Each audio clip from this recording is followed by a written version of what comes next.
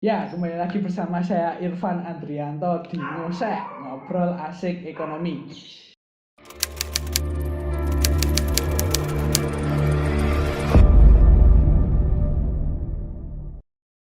Kemarin dalam video sebelumnya kita sudah membahas mengenai manajemen keuangan pribadi.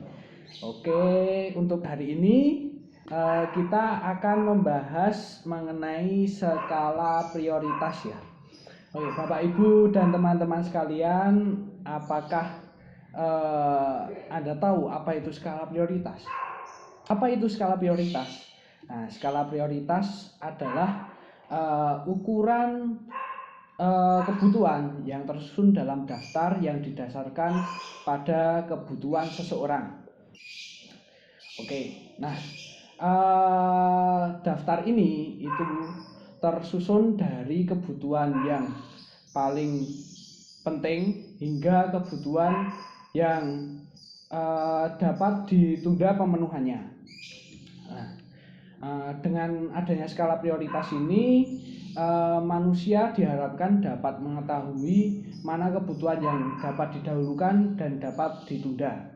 Nah, sehingga kita dapat memenuhi kebutuhan kita secara tepat, sehingga kita dapat mengatur kebutuhan kita secara tepat sesuai dengan kemampuan kita. Nah, Bapak Ibu dan teman-teman sekalian, pernah nggak sih ngerasa kalau uang saya kok tiba-tiba cepat habis, harusnya buat bayar ini kok malah buat beli itu. Nah, itu mungkin dapat terjadi karena Bapak dan Ibu serta teman-teman sekalian kurang memperhatikan mengenai skala prioritas. Nah, hal ini juga biasanya terjadi saat Bapak dan Ibu atau teman-teman sekalian setelah menerima gaji, atau Bapak dan Ibu sekalian punya uang yang lebih. Nah, itu biasanya kita sering kilaf dan akhirnya menghabiskan atau membelanjakan uang kita itu pada sesuatu yang kurang penting. Nah, Bapak, Ibu, dan teman-teman sekalian, untuk mengatasi hal tersebut penting untuk melihat skala prioritas. Nah, misalnya ya, ketika Bapak dan Ibu serta teman-teman sekalian menerima gaji atau punya uang yang banyak, nah, Bapak dan Ibu serta teman-teman sekalian tuh perlu memprioritaskan keuangan Anda itu pada hal-hal yang pokok atau yang primer. Misal kebutuhan pokok Anda adalah makanan, ya sudah, uang Anda silahkan prioritaskan pada pemenuhan makanan. Lalu sisanya kemana? Kalau itu sudah terpenuhi, nah sisanya mungkin Bapak Ibu sekalian dapat ditabung, atau jika Bapak dan Ibu punya kebutuhan sekunder, misal kebutuhan sekundernya adalah pemenuhan HP atau barang-barang elektronik, nah Bapak dan Ibu sekalian itu dapat menggunakan uang tersebut untuk memenuhi hal tersebut.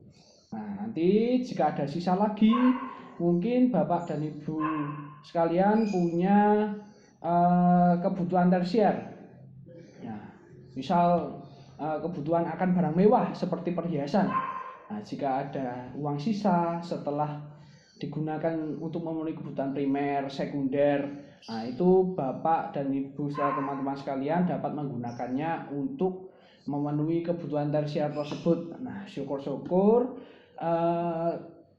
ada sisa yang dapat Bapak dan Ibu sekalian tabung, digunakan untuk dana darurat atau pemenuhan kebutuhan di jangka waktu yang panjang di masa yang akan datang.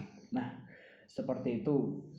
Nah, tapi dalam kehidupan nyata mungkin ya berbeda-beda ya pengalokasikannya, seperti kebutuhan primer, kebutuhan sekunder dan tersier tersebut. Karena ya setiap orang memiliki kemampuan ekonomi yang berbeda.